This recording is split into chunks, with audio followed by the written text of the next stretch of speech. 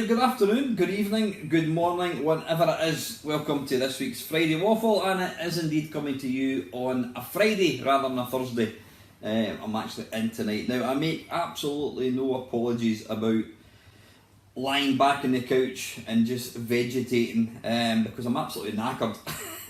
So whilst it might not be the most pleasant view you're going to see all week, it's certainly the easiest one for me to do this. So anyway, yeah, how are you? I hope you're all good.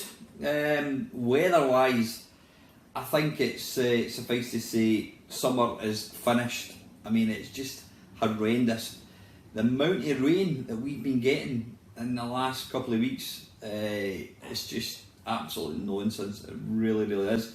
So anyway, it's the weekend, thankfully. I've had not a bad week. What have I been doing? Have I been doing anything? Apart from working. Last night, Thursday night, I was out for a mate who I've not seen for about 30 years. Well, I'll tell a lie, I saw him 2 years ago. We had a kind of reunion. A guy I used to work with. Met him, went out for a meal and had a couple of pints, which was really, really nice. The weird thing was, we left the pub about 10:15, and we were the last people in the pub, you know. And I mean, on a Thursday night, that is just unheard of. A Thursday night is usually absolutely rammed, but obviously down to what's kind of going on at the moment. And I must admit, whilst it's possibly slightly naive on my part, I try and not pay too much attention to the news, for the simple reason is it's just bloody depressing. It really is. You know, life is way too short to be constantly miserable, so I try and kind of avoid watching the news. But I've heard that there's now going to be further restrictions getting put in place again due to more outbreaks of the old COVID-19.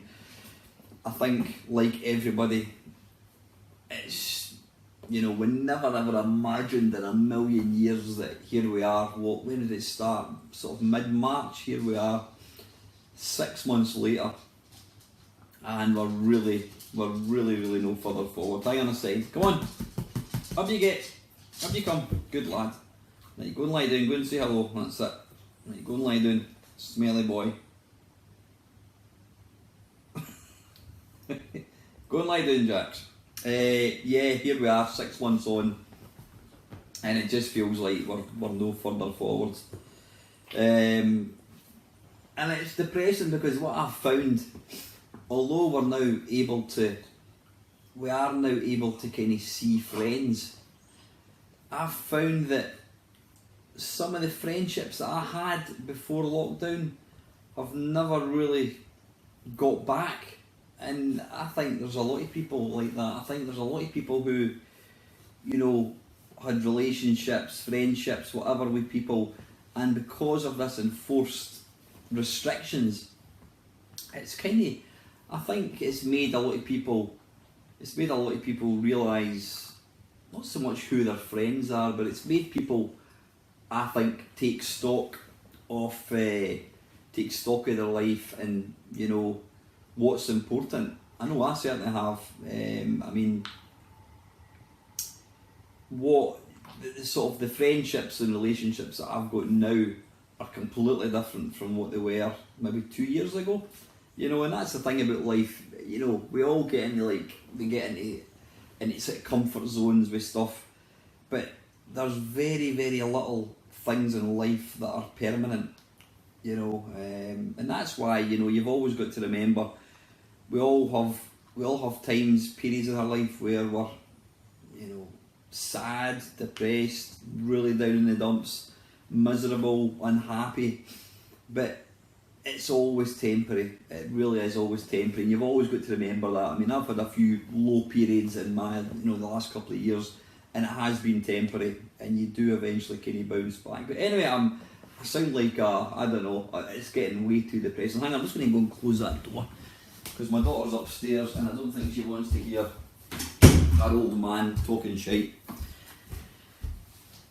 So anyway, listen, before I kind of get going, I just I can't not mention the Spectrum Next. Wow. The Kickstarter 2 has, it's I think it finished, was it today or yesterday, and it brought in 1.6 million funding, whatever it is. That is just incredible. 1.6 million. So anybody that says, classic gaming, the ZX Spectrum, 8-bit machines, whatever, is dead, doesn't have a clue. 1.6 million. I saw somebody mentioned that they'd ordered 3, and I thought to myself, why would you order 3? And somebody asked them that, and they said 1 to open and use, 1 to keep unboxed, and basically stick it in the loft so it becomes really valuable, and the third one is bought to then sell to pay for all 3. And I thought, you know what, that's not a bad idea. I mean, what is your thoughts on people who buy things just to sell on? I've got mixed opinions about that. What I don't like is where it is something that is limited. So for example, concert tickets, people that buy concert tickets just to sell on, ticket touts, I think that's disgusting. It really does, because all they're doing is they're preventing people, genuine people who want to, buy tickets to go and see something, a concert, a sporting event, and then they're basically forcing them, because of they're picking up all the tickets, they're then forcing people to, pay way over the odds for it. So I really, really dislike that. And I don't know, is there anything wrong in buying a piece of hardware and selling it for a profit?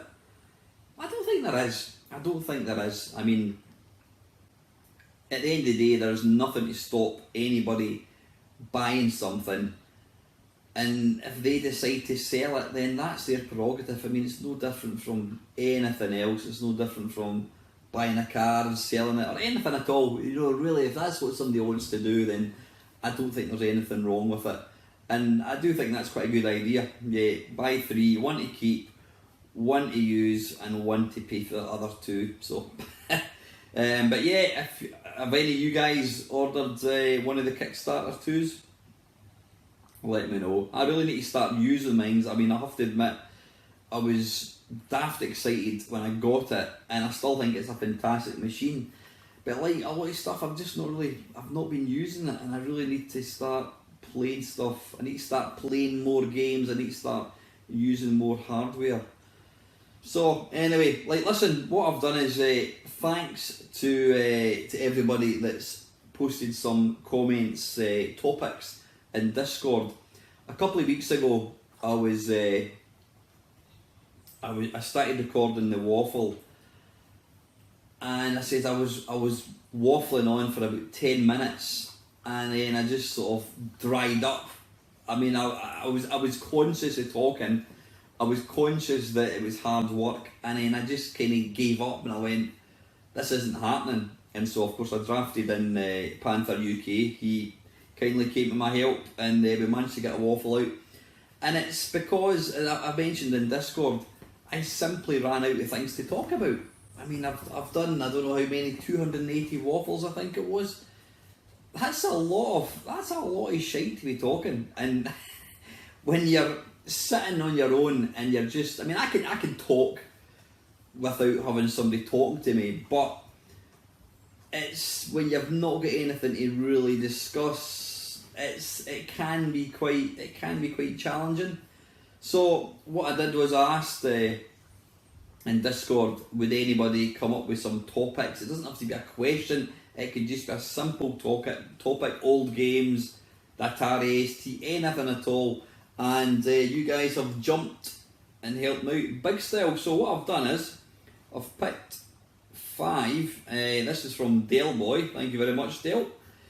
So I'm going to start off with that, then I think I've still got some questions from last week, which I'm going to finish off with. So Dale Boy is saying here, favourite year for your 8-bit history and why? Favourite year?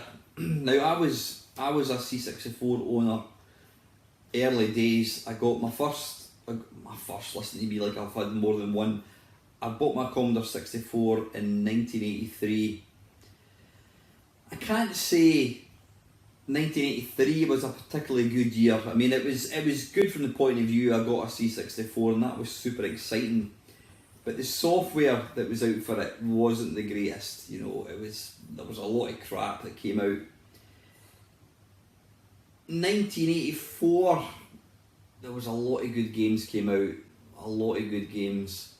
I'd probably say from a software, purely from a software perspective, you know, games perspective, I think 1984 was a good year. There was a lot of games. In fact, I'm in the middle of doing that was the year that was Commodore 64. Excuse me a second, I've got a dog that wants out. Never ever work with dogs or animals. Come on, Archie, move. They're a pain in the arse. What was I talking about? 1984, there was a lot of real classic games came out. Stuff like Beachhead, Blue Max, all the real vintage stuff came out. And that's when the sort of quality of software really started to kind of pick up. 1985, I always think, when I think back to being a teenager, growing up, I always look back at 1985 as being the real special year. I mean, I wouldn't say it was any better than 84 or 86. For different reasons. Why was 1985 special? Again, there was lots of fantastic computer games came out. I got my first girlfriend. Yeah, there we go. My first girlfriend, who then dumped me 2 months later. But you know, that was a big thing. I was 17-year-old. That was nice. Yeah, had a girlfriend for about 2 months. Then what else happened? Lots and lots of absolutely cracking films came out. Back to the Future, amongst others. It was also when I started, what age would I be? I'd be 18. I turned 18, started going to pubs, you know, looking at girls, and just, it was, I don't know what it was, I don't know why that year is. It's a year that it always sticks in my mind as being a real happy time. But like I says, I had a fantastic childhood, I really did. I was very lucky. We didn't get a great deal, you know, when it came to sort of like things, we didn't get a great deal, but I had a wonderful childhood. And you know, I loved being a teenager. I loved 1984, 83, 84, 85, 86. And then when it kind of got to the late 80s, that's when, you know, you started working and, you know, you were taking on kind of more responsibility. But yeah, 1985 for me was, it was a real happy time in my life. Not that I'm not really happy now, but you know, as a teenager kind of growing up, it was a fantastic time. But I think probably from a software point of view, I think 1984 was the year, because there was it was an exciting time to have a computer. Some cracking games came out. So yeah, I would probably say 1984 Dell for that one. That was a long way. I could have just said 1984 and moved on. Best way to store your hobby. Store your hobby. Well, from a point of view of God, I've got a big bloody double chin, something like that. Yeah, from a point of view of computers, what's the best way to store your hobby? I mean, obviously you can store it via owning hardware, owning games, but as we know, you know, tapes, discs aren't always the most reliable. Same with hardware, you know, I mean original hardware.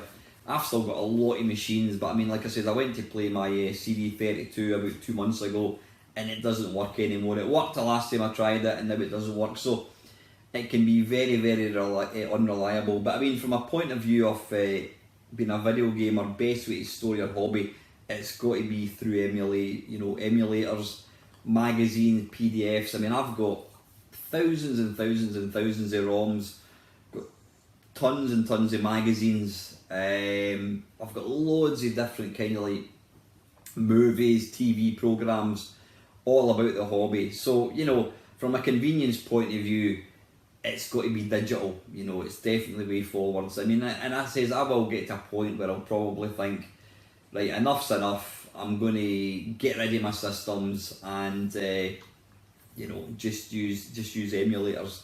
You know, because the quality of emulation now is ridiculous. When I say ridiculous, I mean that in a good way. I mean, I've got that CoinOps Next, and you know, I can emulate the 3DO, I can emulate the Mega Drive, I can emulate the Mega Drive, I can emulate the GameCube, I can emulate the Wii U, I can emulate the Wii. I mean, it's, you know, from a purely sort of like ease of use, convenient way, then digital is going to be the way forwards, definitely. Digital download pitfalls. Digital download. I'm not a fan of digital downloads, I have to say. My daughter does use it. It always infuriates me because she'll tell me, right, I'm going to buy a Switch game, Dad.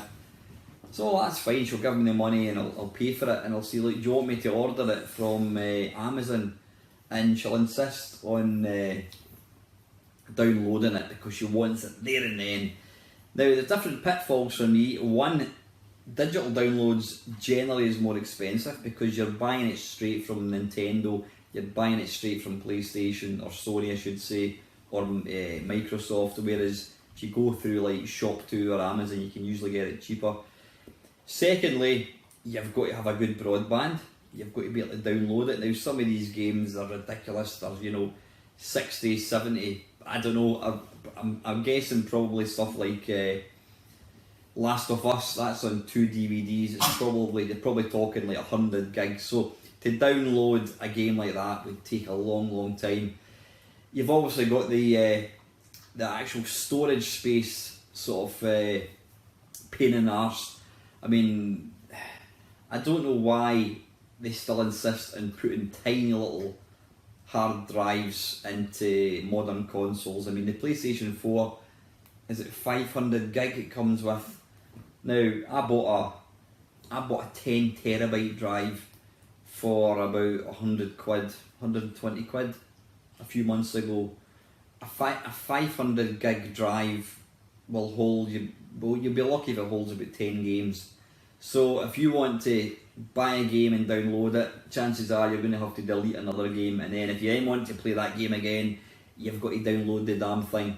Then of course you've also got the thing that, you know, 5 years down the line you may not be able to get that game again. You know, you might have, maybe your machine gets corrupted and then that server will no longer be available. So it's going to be more difficult to keep games. You've got the pain in the arse downloading it, you've got the storage problem, and also you've got to download the damn thing, and it's probably going to be more expensive. So that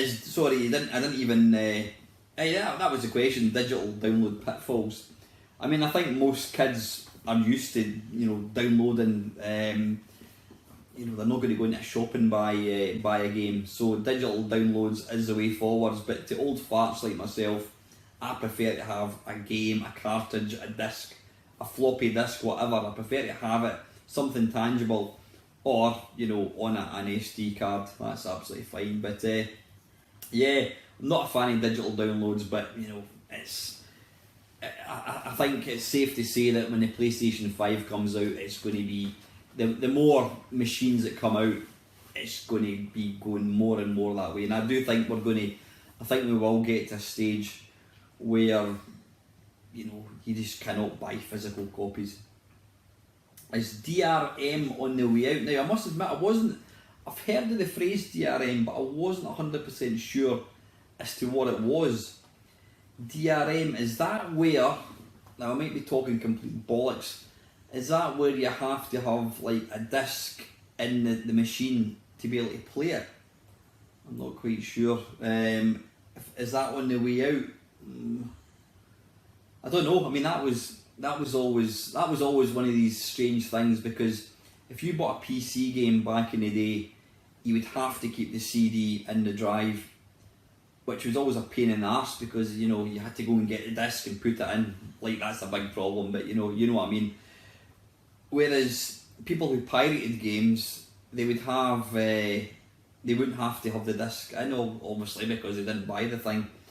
So what I used to do is I would buy a game in a PC, and then I used to go to, what was it called, the Game Copy World, and you could download a tiny little program called like a no DVD crack, and basically it cracked the software so you didn't need to have the disc in place all the time. So it basically meant that if you were buying a game, it was more hassle than somebody who pirated it, because they didn't need to keep putting the kind of disc in. So is that what you're kind of referring to, Del Boy? Is it on the way out? If I'm not, I'm really not. I'm going to kind of move on, because I'm not 100% sure what you're actually getting at there. That's what I thought DRM was, where you had to have a kind of disc in place. I'm not too sure. But anyway, sorry for the pants answer to that one. And lastly from Dale, he's saying here, is buying games from the high street dead? Can you still buy PC games on the high street? I would be very, very surprised if you can. I mean, I've not bought a PC game. Well, I'll tell a lie. I was going to say I've not bought a PC game for years. I buy PC games all the time, but it's all through Steam. I mean, the last time I bought a PC game, it would have been probably from Virgin Mega Store in Edinburgh, and I'm probably talking 15 years ago. I don't even think, can you still buy PC games? I would be very, very surprised if you can. You know, physical, kind of tangible boxes. I think at the moment you can still obviously go into game, or I was going to say CEX, but that's all kind of second hand stuff. You can still go into high street places and buy a disc, for your PlayStation 4, your Xbox One, whatever it is. But I'm absolutely convinced that probably in the next 2 to 5 years, it's going to get to a stage where you just do not buy games anymore. It's just going to download them, Yeah, I think we're almost kind of, pardon me, dearie me. Yeah, I think we're almost kind of there, Dale. But anyway, listen, thanks very much, Dale, for that. There are loads of other stuff as well that you guys have asked me, so that's going to kind of keep me going for quite a while, so thank you very, very much. Now what I'm just going to do is I'm going to jump over, how are we doing for time, 22 minutes, I'm going to jump over, and I think there were a few questions, which is excellent, please keep it going. Right, let's have a wee look. Craig Flanagan, Alan, I would just like to say I only came across your channel by chance during lockdown, and a couple of months later the Friday Waffle as the Sunday live stream is part of my life. So I hope you keep the waffle going, as I've made such great friends in your channel. You know what, Craig, and I'm not just saying this, reading comments like that just make me stupidly proud. It really, really does, because who would not take great satisfaction and happiness that something really mediocre that I do, I mean, I'm just a twat talking about, I'm sitting here on my couch, talking to an iPad. The fact that people enjoy listening to me talking, and the fact that I think it's wonderful that I, in my own stupid way, have become part of somebody's life. I mean, I always remember, I think it might have been wee Bob actually, and I hope he doesn't mind me repeating this. Bob put a comment up about 2-3 years ago saying that he'd been going through quite a tough time in his life. He was living abroad, and the waffles kind of helped him get through this kind of tough time in his life. And like I says, who would not be happy to think that you've made some sort of difference? I just think I'm so lucky that I've got all these people, all my friends that watch the channel, that take part in the channel.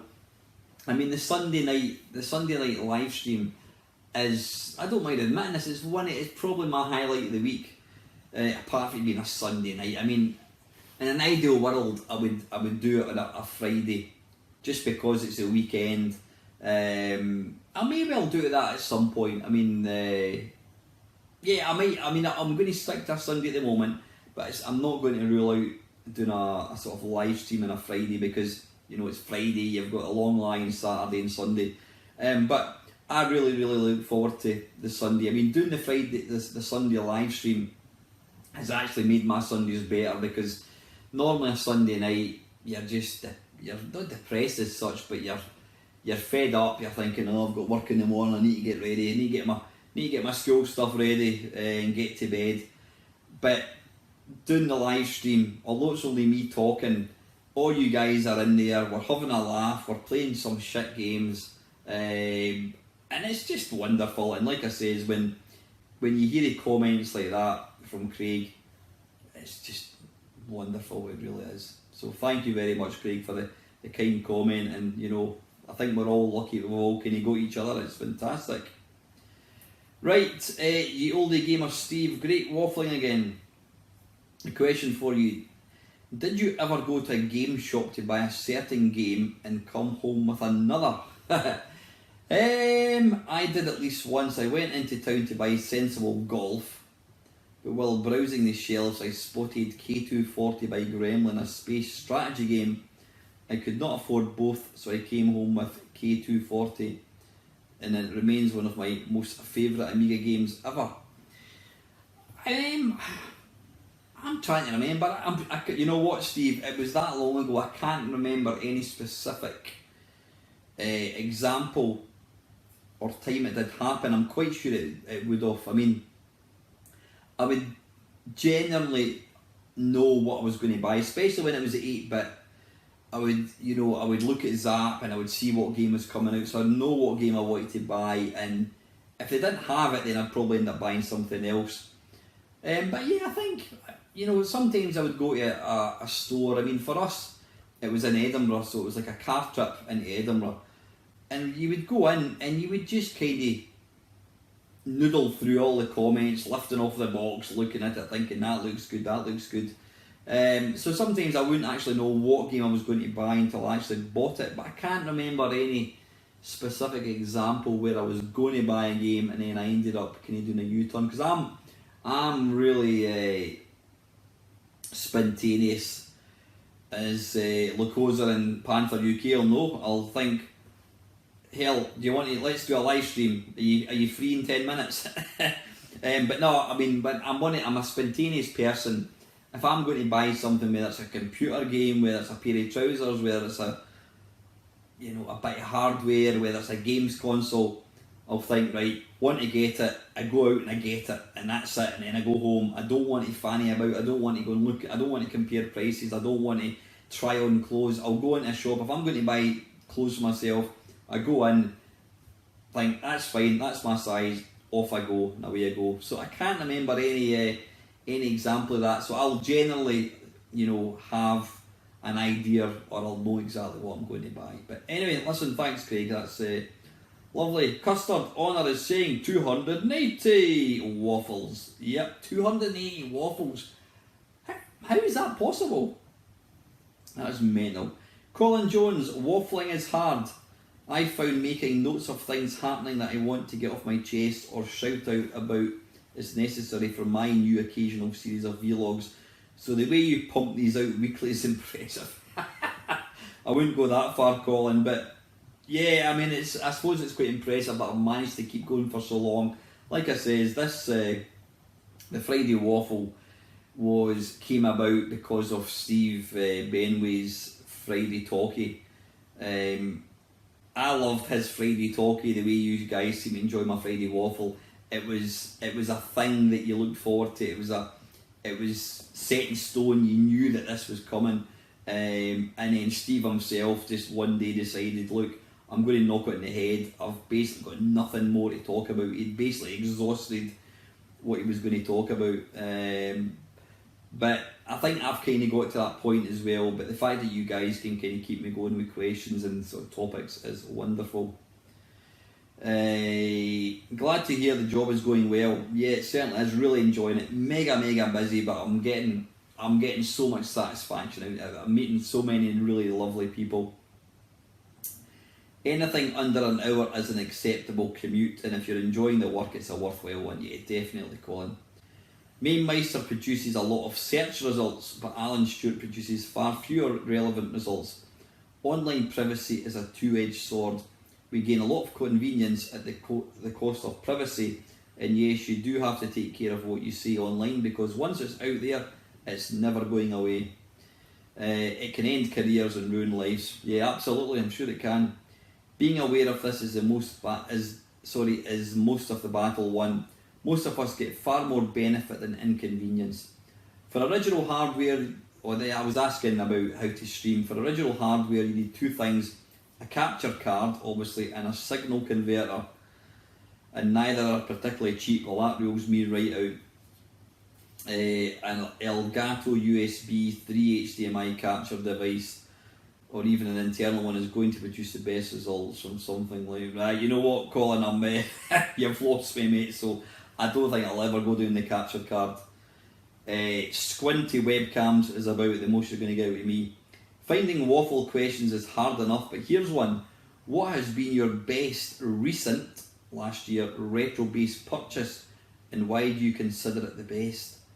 That's a good question. My best recent... I'm trying to think.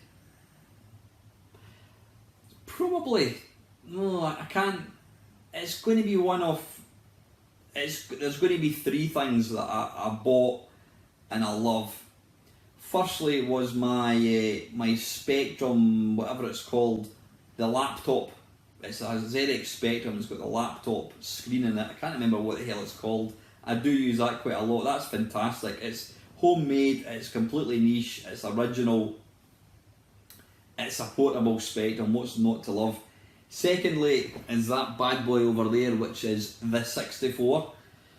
It's a full-size Commodore 64. Yeah, it's an emulator of sorts, but being able to plug it into that big TV over there and just playing games. The only thing I detest, and I hate it with a passion, and it's a bit of a... It stops me using it as much as I would, and it's a joystick. I know Panther says you can use a gamepad, but I'm not a fan of gamepads with computers. I prefer a proper joystick. The joystick is shit. I don't care what anyone says, it's rubbish, but the actual machine itself, having a full-size keyboard, is absolutely cracking. And the third one is going to be the Spectrum next. Yeah, I've not made as much use of it as I probably should have, but I just think it's wonderful, and you know, I think there's 4,800 other people agree with me. Who have just signed up to Kickstarter too. So yeah, these three machines. I'm trying to think if there's been anything else, because I went for a while. Oh no, sorry, I've just completely forgotten. Maybe that wouldn't be classed as retro, but my VR headset, the Oculus Quest, is just absolutely awesome. I love it so much, I really do. Again, I've not been using it that much. I'm terrible for buying stuff and then not really playing it that much, but yeah, good question, Colin, thank you very, very much. Right, wee Bob finally got some DIY to do and listen along. The DIY included, oh, my phone's got 15% power. The DIY included playing Gradius 3, but we won't talk about that until my other half. Anyway, great waffling, and you cannot give it up unless life is so terrible or you end up owing money to the mafia and they steal your tongue. It's not happened quite yet. Question for next week. What was your favourite part of gaming magazines? Was it the reviews, the screenshots, the adverts for add-ons, or new games coming up? Or was it the letters? I mean, my favourite magazine had to be Zap. It was a great magazine. It was an exciting time again. It was the 80s. This whole thing was brand new. I think my favourite part was definitely the reviews. I mean, obviously the screenshots were part of the reviews. Reading about new games, and obviously getting to read about, you know, coming up. I mean, some of the some of the games that I looked forward to so much. I remember when Zap were publishing pictures of Gauntlet, and I could not wait for it, and then they put out another wee kind of teaser picture, you know, the following month, and I think Year Kung Fu, I'm talking shit, Year Kung Fu, I never actually saw any pictures of it, it just came out. But yeah, Gauntlet on the C64, I remember looking at the pictures of it, and I think I can't wait to get this. So yeah, definitely the reviews. I wasn't a fan of like the adventure pages. I used to always kind of skip adverts. Again, I could take it or leave it, especially the listings where it was just listings and listings of games sort of thing. Letters, yeah, the letters could be quite funny. They could be quite interesting. But I think definitely my favourite part of the magazine, like most people probably, Bob, would be the what do you call it? The reviews, definitely. Yep. And leading on from that, has this changed from when you were a younger gamer to now being a dye-bearded, very slightly older gentleman? Cheeky bastard. You cheeky bastard. You cheeky bastard. Has that changed? Well, you know what, the only magazine that I buy is Retro Gamer. So they don't review games, and if I'm honest, I'm actually getting really bored of Retro Gamer. I've probably got about 2 years worth unopened. I don't know, I think they've run out of ideas, and it's just dull. So no, I think because I don't really buy new games. I mean, I do buy an occasional new game, but I don't know. Yeah, it's because I only buy the occasional new game. I'm never really going to get back to what the hell am I doing? I hate smartphones, how you end up typing things without even meaning it.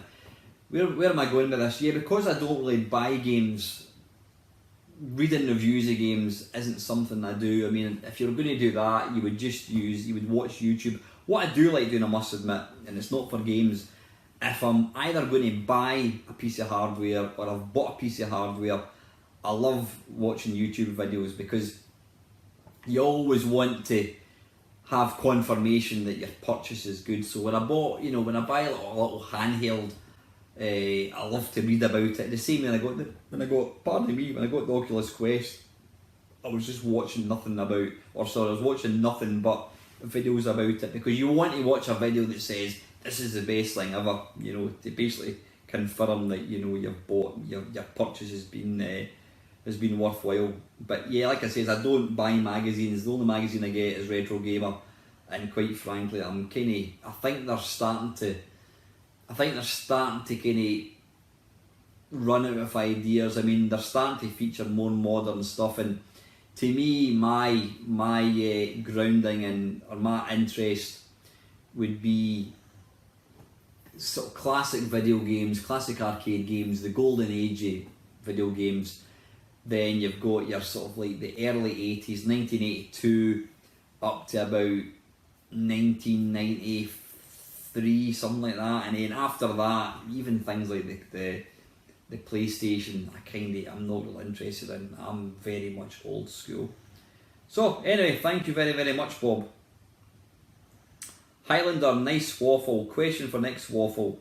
How did you get to know the likes of fellow wafflers Panther UK and Lacosa? Great question. Panther UK, he was one of my subscribers. Chris has been supporting my channel for, I don't know when it was. Chris would probably be able to answer that.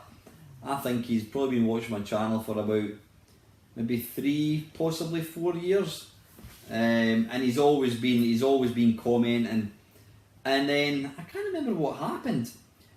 I knew that Chris was he was right into his kind of Sid music, and then I was doing a video with. I've done a Sid video myself. I remember doing a video maybe 2-3 years ago, and it was just about my favourite Sid tunes, and then and I'll cut to how I got to know Lacosa. But Lacosa and I were doing a video, and I think we mentioned, why don't we do a video all about our favourite Sid tunes? And I think Panther sort of mentioned that he would love to take part in that video. So we got in touch, and then, I mean, I've got to say, Chris has become a good mate of mine. I mean, I talk to Chris, I talk to him on the phone, you know, maybe once a week, whatever, maybe not quite as often as that, but we talk all the time in Messenger, and obviously he's become a regular fixture in my channel. It's always great to have him. I appreciate everything he does. You know, he was an absolute stonking bit of support for the live 12-hour waffle. I couldn't have done that without him, but he's become a good mate. Never met the guy, you know, and I've never met any of you lot. Well, I'll tell you a lie, I've met two of them, mate. I've met Alex, PCX, X2. Who else have I met? Trying to think. There's a few other people I've met. I've met Brian before. Brian was my second subscriber. I'm trying to think. Apologies if there's anyone else that I've forgotten, but I have met a few people. But I've never met Chris. But I feel like I know him that well, and I'm sure at one point we're going to get together. You know, what would be excellent? Maybe next year, if things hopefully settle down. What we could do is, and I have mentioned this before, we could try and get a meet-up doing an arcade club, or we could all get together for a meet-up, you know, go out for a curry, a few beers, whatever. I think that'd be fantastic, that'd be really good, so we really need to make that happen. So yeah, how did I get to know Lacosa?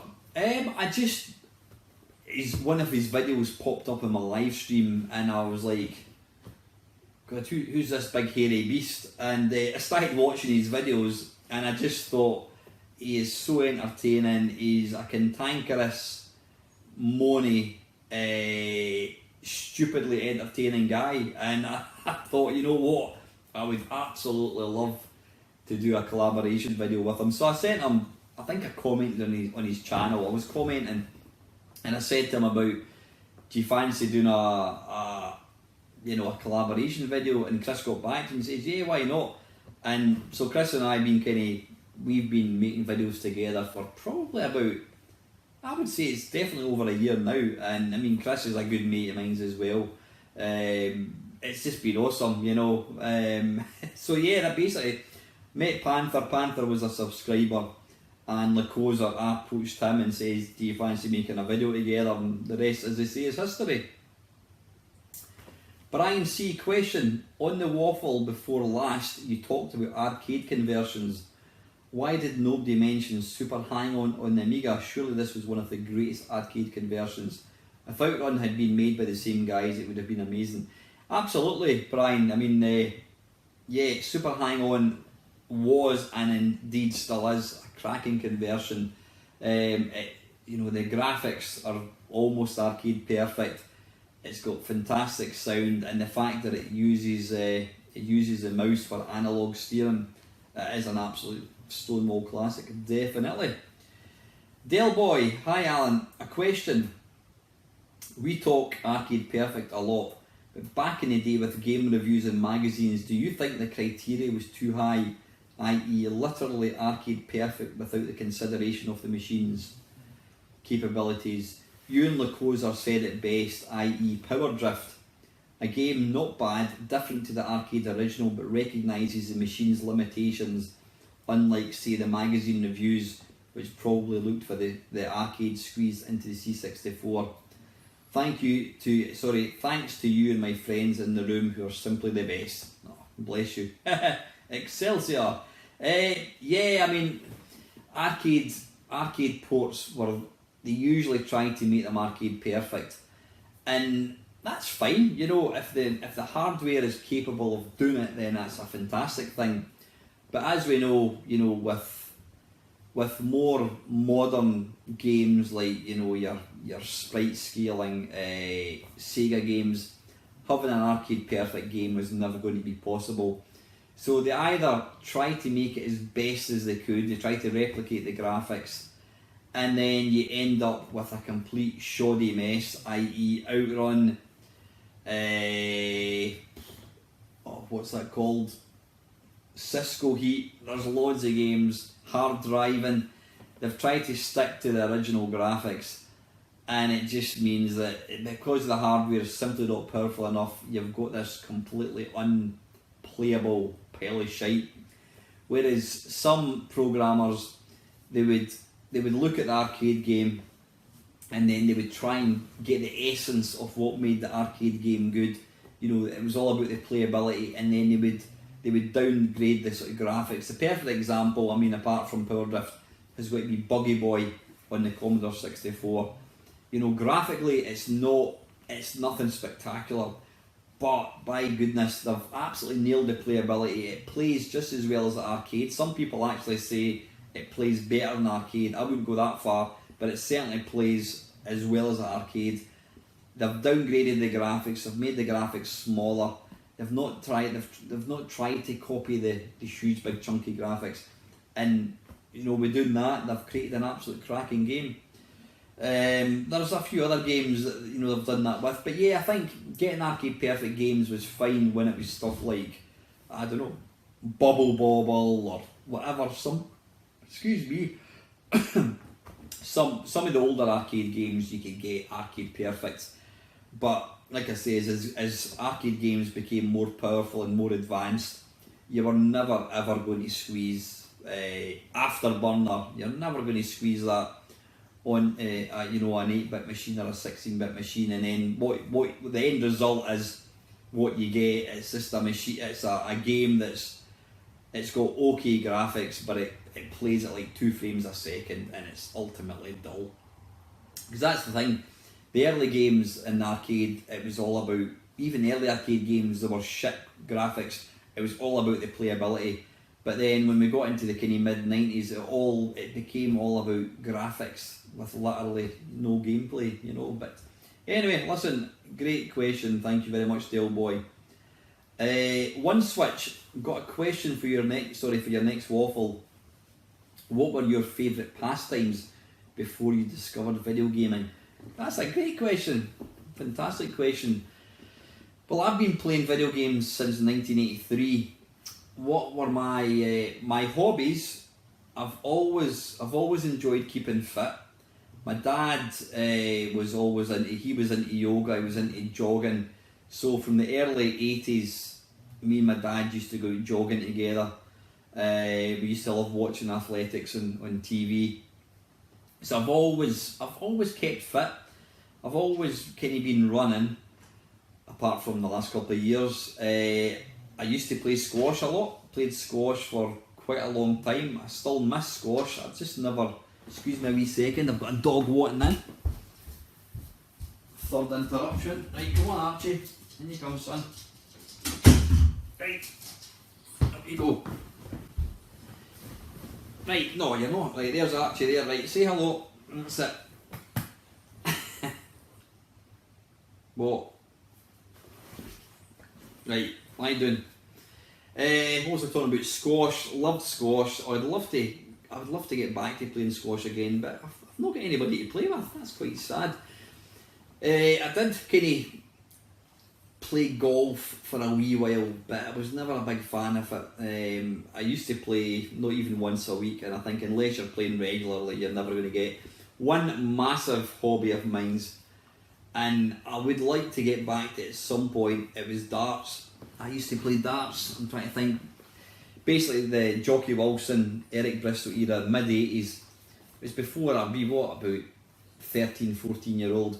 My dad put a dartboard in my bedroom. He put the hockey on the floor, and I used to play constantly. I used to practice all the time.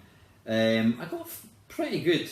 My best ever checkout, I did a 15 darter once. I used to get 180s a lot. So, and also one of my dad's mates played for Scotland.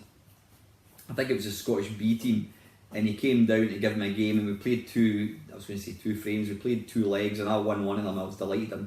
I'm sure I got 180 with my opening 3 darts. That was good. But I love darts. Still do love darts.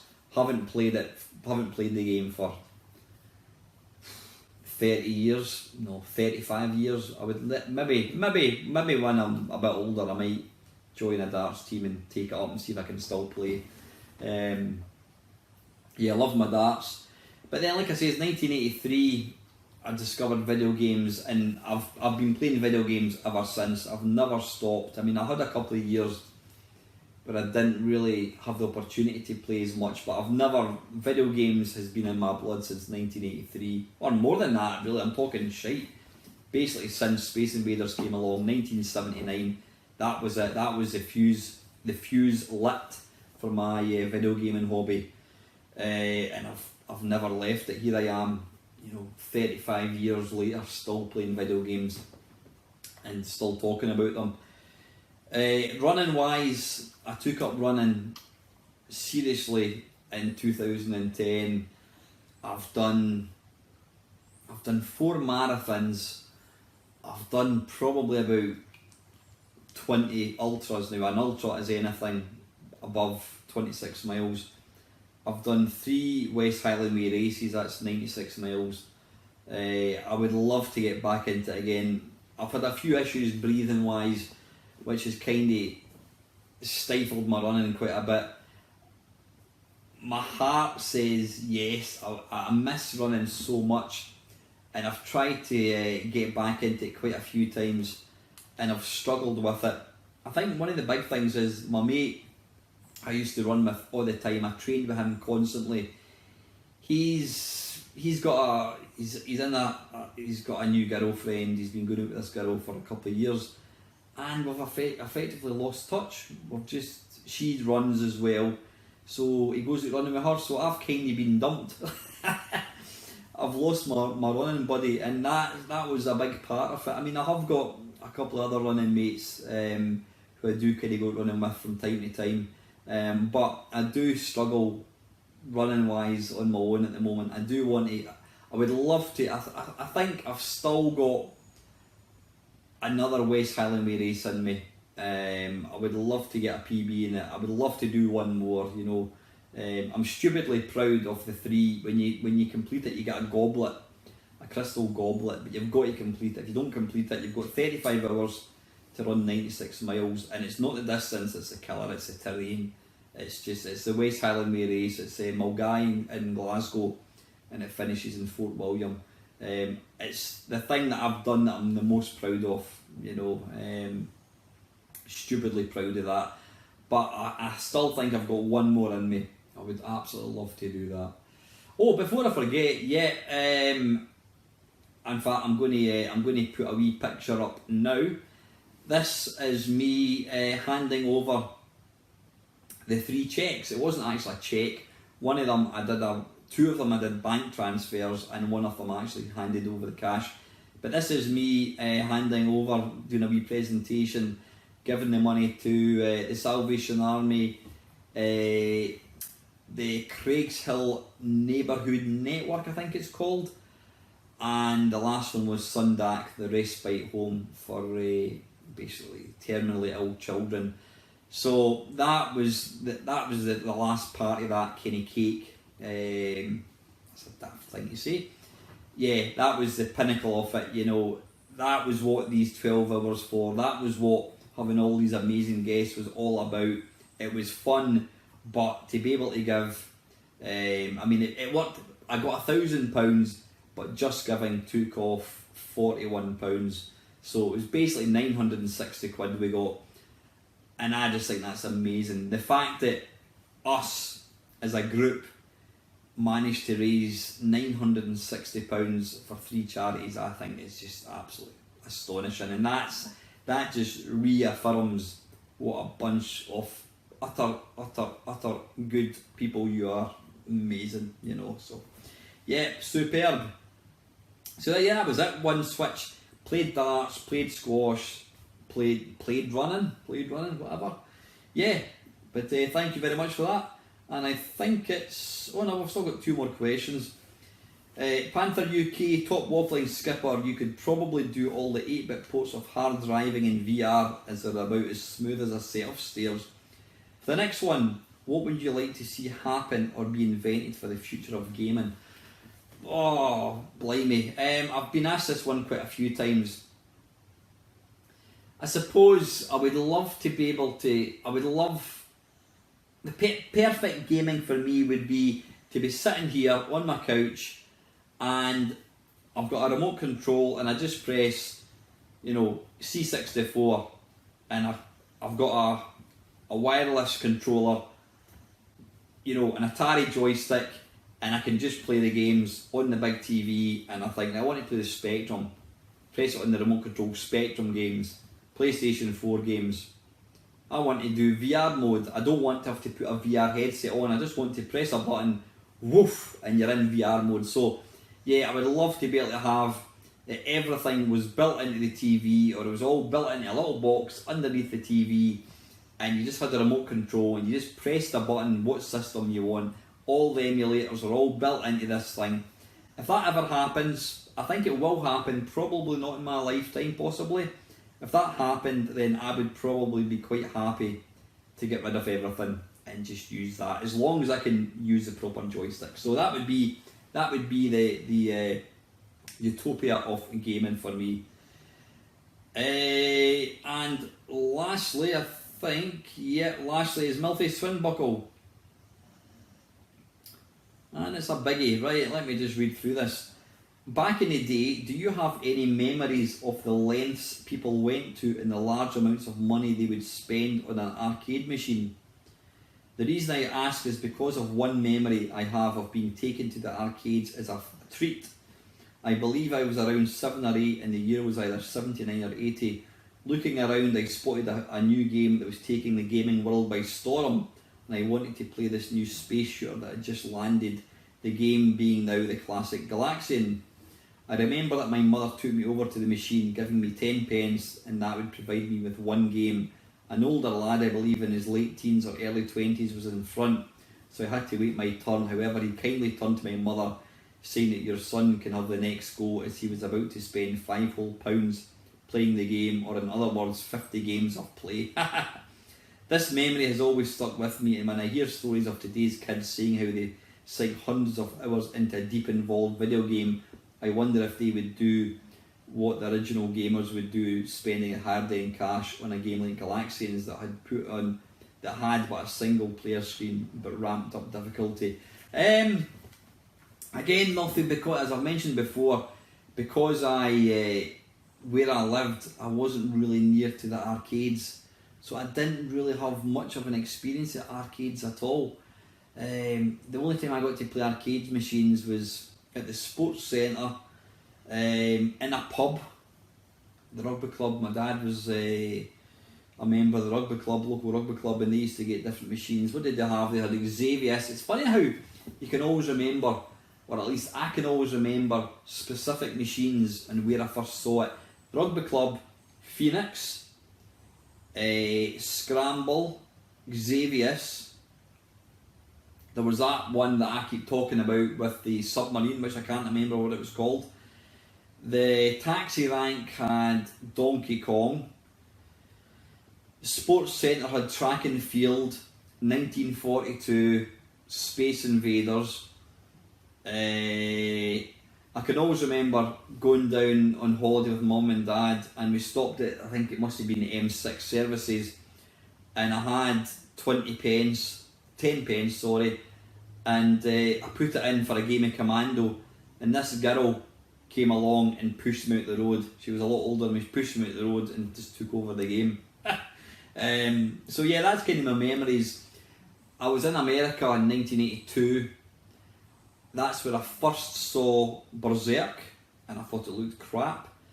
I was standing watching, there was a guy fixing Rally X, and he saw me standing there and he gave me like 3 or 4 free credits, and getting free credits back then was just amazing. Any other games I can remember? Centipede, plus I first played Centipede, and it was a burger joint in America. I said Pac-Man, that was where I first played Pac-Man as well. Yeah, so I've got all these, and the first time I played Galaxian was Heathrow Airport. We were going up the stairs, and I remember just away in the distance I could see this machine, and you could just see the glowy visuals dragging me across, you know what I mean? I don't think I actually got to play it, but just amazing. I can actually picture it in my head right now. It was amazing. So anyway, listen guys, that is almost an hour, so before the thing cuts out, I'm going to, the battery cuts out, I'm going to get this video uploaded.